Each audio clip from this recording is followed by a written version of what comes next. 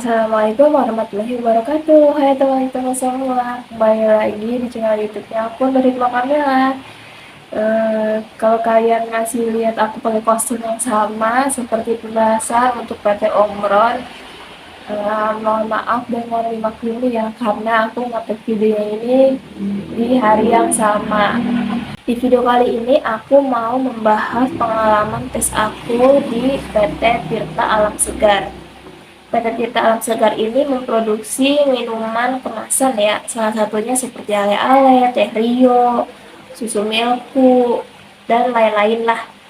Aku kurang tahu itu macamnya itu apa aja, tapi setahu aku itu ya itu diantaranya. PT Tirta Alam Segar ini berletak di kawasan MM 2100 di Cibitung ya. Ya udah langsung aja ke alur aku dari mulai pendaftaran sampai ke pelaksanaan tesnya. Jadi kan waktu itu di tes pada saat aku tes Omron itu aku daftarnya melalui BKK SMKN 1 Tambelang juga ya. Kebetulan pada saat aku melakukan validasi itu di BKK itu juga lagi membuka lowongan untuk PT Tirta Alam Segar. Ya aku iseng-iseng aja gitu, aku nanya ya, kan itu adminnya bapak-bapak sama ibu-ibu, tapi aku nanya itu ke ibu-ibunya ya, Bu maaf gitu, ini kan baru buka lowongan untuk PT Tirta Alam Segar ya, apakah boleh kalau saya daftar sekaligus 2 PT gitu. Dan ibu itu jawab, oh iya bisa mbak gitu. Ya udah aku sekalian aja daftar. Ya udah kita dimintain data diri kita gitu, nomor HP juga, dan buat biaya pendaftaran itu 30.000 atau 35 ya, pokoknya dia itu antara 30 35 ya, enggak sampai 50.000 kayak gitu. Ya udah setelah selesai daftar buat PT Tirta Alam Segar atau biasa disebut itu PT TAS ya. Jadi aku kan daftarnya itu siang lah ya, sekalian validasi. Nah malamnya itu aku itu dimasukin grup untuk tes PT Tirta Alam Segar gitu ya. Jadi sistemnya itu kalau di PKK SMKN Tambelang selama aku daftar di 2 PT ini itu selalu dibikin di grup WA. Jadi itu kita enak gitu ya dapat informasinya gitu dari grup tersebut gitu. Namun dari pada saat pendaftaran sampai untuk pelaksanaan tesnya itu lumayan lama ya gitu, sekitar 2 mingguan lah. Jadi ya udah setelah aku masuk grup gitu aku tungguin aja jadwalnya. Pada saat itu aku tes pada tanggal berapa ya, antara tanggal 21 atau 20-an lah pokoknya kalau nggak salah itu. Oh iya nih aku hampir lupa ya, jadi di BKK SMKN Tambelang ini, 1 Tambelang ini dia itu melakukan cek tinggi badan ya. Jadi kalau misalkan kurang tinggi badannya itu nggak bisa buat daftar gitu. Karena pada saat aku tes itu ya dicek gitu tinggi badannya. Kalau berat badan sih enggak, cuma tinggi badan aja. Tes PT Tirta Alam Segar ini sama ya, yang pertama itu pihak PKK-nya bukan HRD-nya langsung kayak gitu. Tesnya itu terdiri dari 2 tahapan tes. Yang pertama itu tes preprint dan juga tes matematika dasar. Tes preprint ya seperti layaknya tes preprint biasanya gitu ya, kalian udah nggak asing lagi kan sama preprint, jadi aku nggak perlu jelasin lah ya. Dan untuk matematika dasarnya ini terdiri dari 40 soal, bukan terlalu sulit sih menurut aku, cuma kayak ada desimalnya gitu.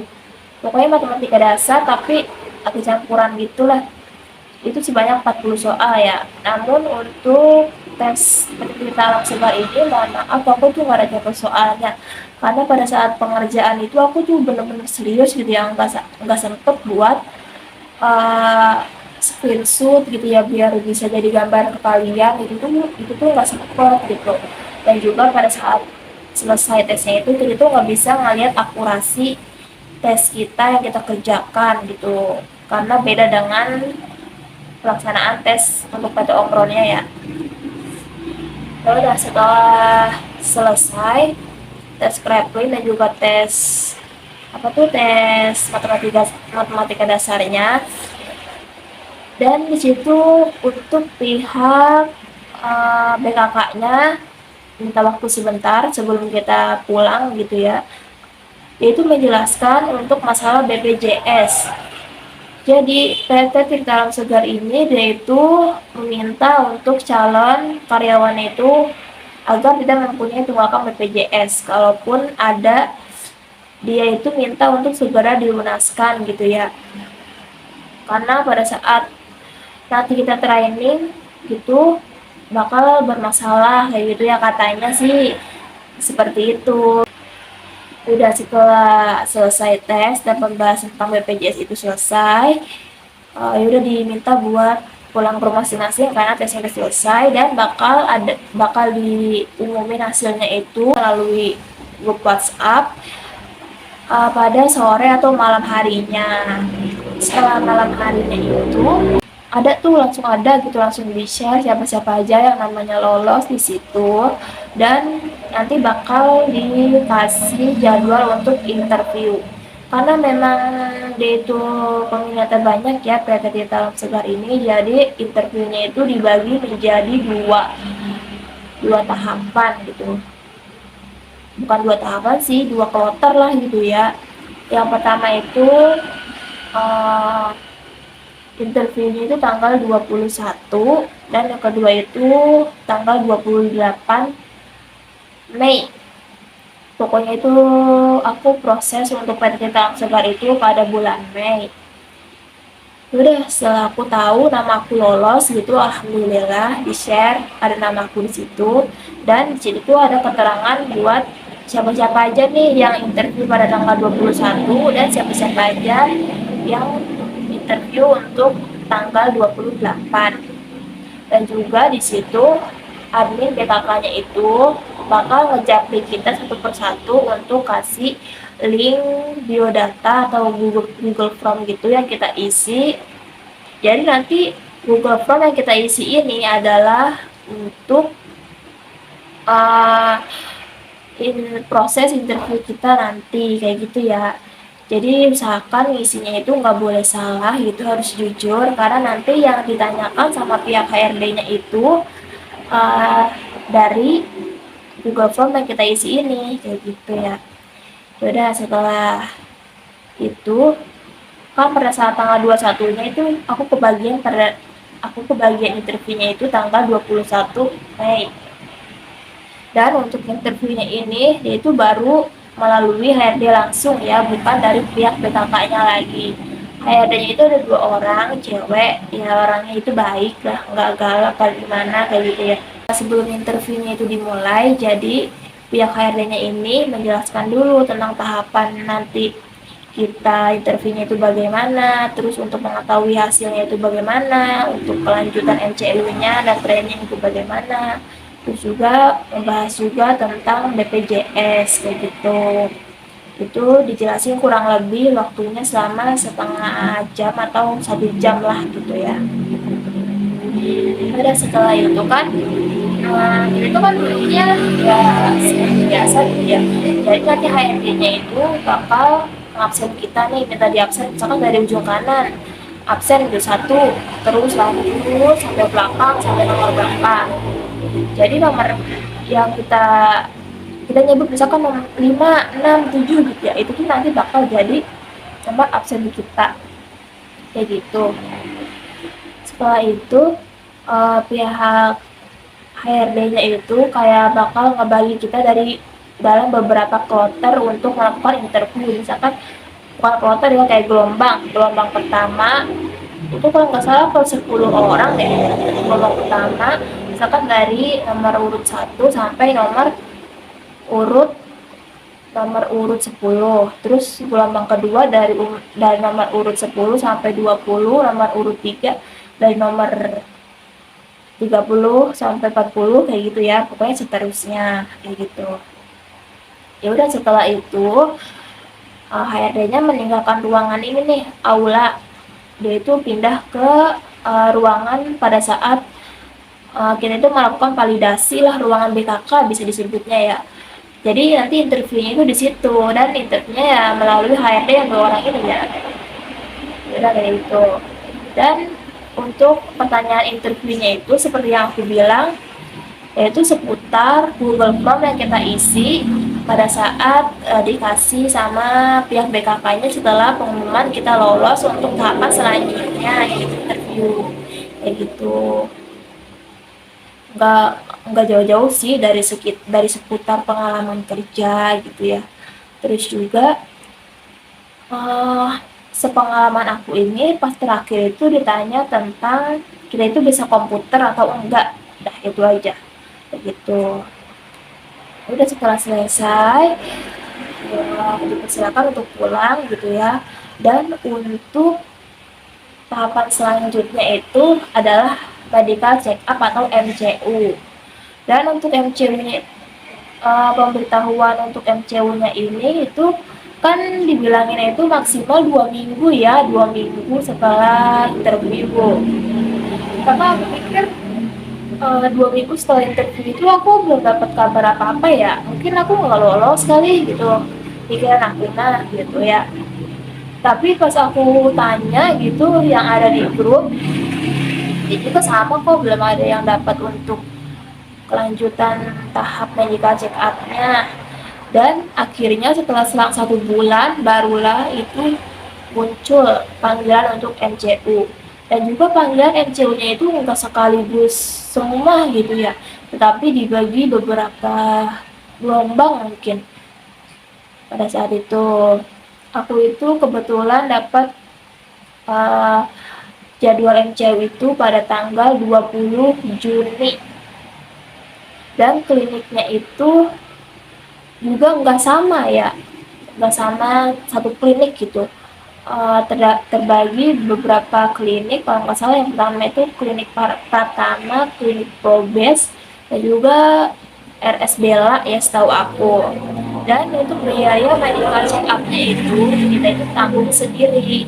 Pada saat itu aku biaya untuk medical check up-nya itu sekitar 132 ribuan. Udah setelah itu, setelah aku dapat nih panggilan untuk medical check up-nya itu kan melalui WA ya. Kita tinggal balas WA itu hadir atau reschedule atau gimana gitu. Pokoknya aku itu balasnya hadir pada saat itu. Udah besoknya itu aku datang ke kliniknya dan aku itu kebagian di klinik Probes di depan di daerah Bekasi, yaitu depan RS Mitra Keluarga Bekasi Barat atau Bekasi Timur ya, pokoknya aku lupa tuh yang dekat Sungai Ekon itu. Nah di situ ya.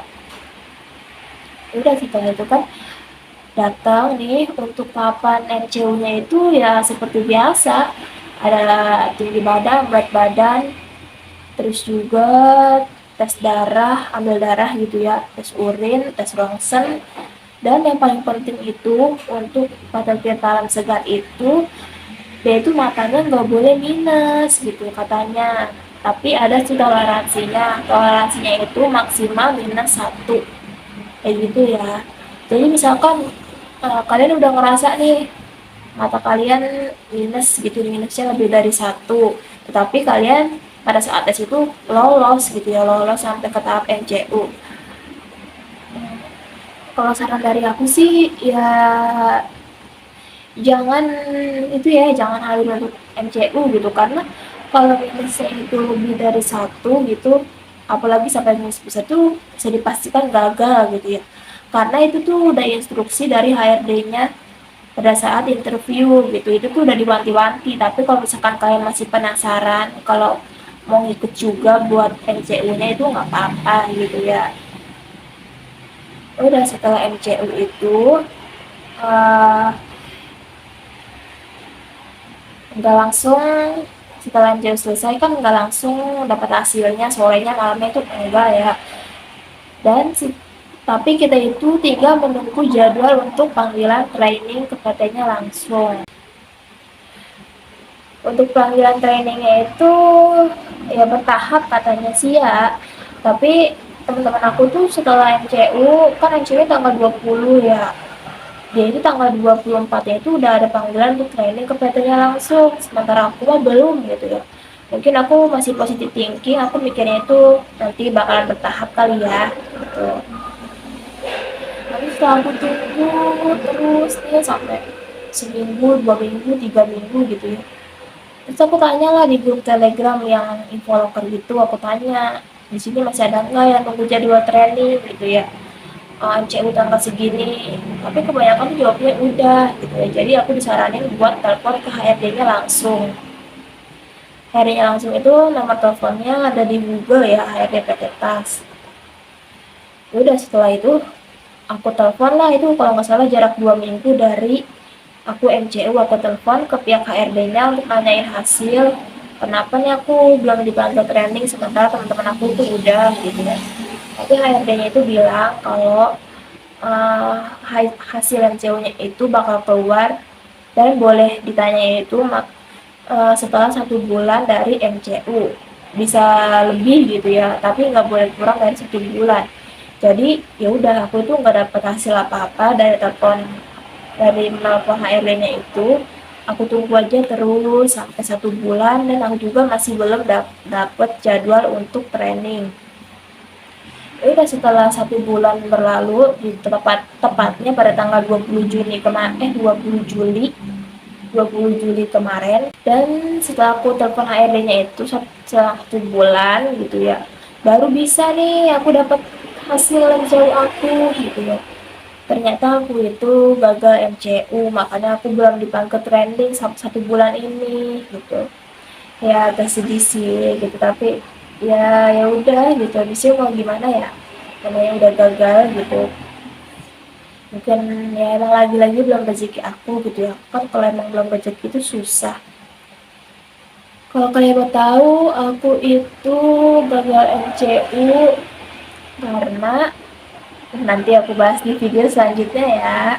Udah, jadi sampai di sini dulu nih video pembahasan aku untuk PT Tirta Alam Segar. Dan di sini kesimpulannya bahwa aku itu cuma sampai tahap MCU, nggak lanjut ke training kayak gitu ya. Jadi kalau kalian tanya di luar dari pertanyaan seputar tes atau MCU gitu, aku tuh nggak bisa jawab karena bukan nggak mau jawab, tapi aku tuh nggak tahu gitu ya. Soalnya aku tuh cuma ada di batas MCU aja, nggak lanjut kayak gitu. Udah sekian dari aku, terima kasih buat kalian yang masih terus nonton video aku nih, nunggu info-info dari aku kayak gitu. Mohon maaf kalau aku ngomong masih belibet-belibet, kurang jelas gitu. Nanti kalian bisa tanya aku melalui DM Instagram atau juga Facebook ya.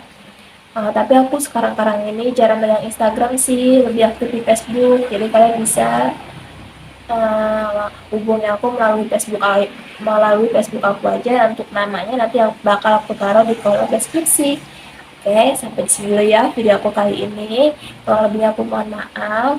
Terima kasih. Assalamualaikum warahmatullahi wabarakatuh.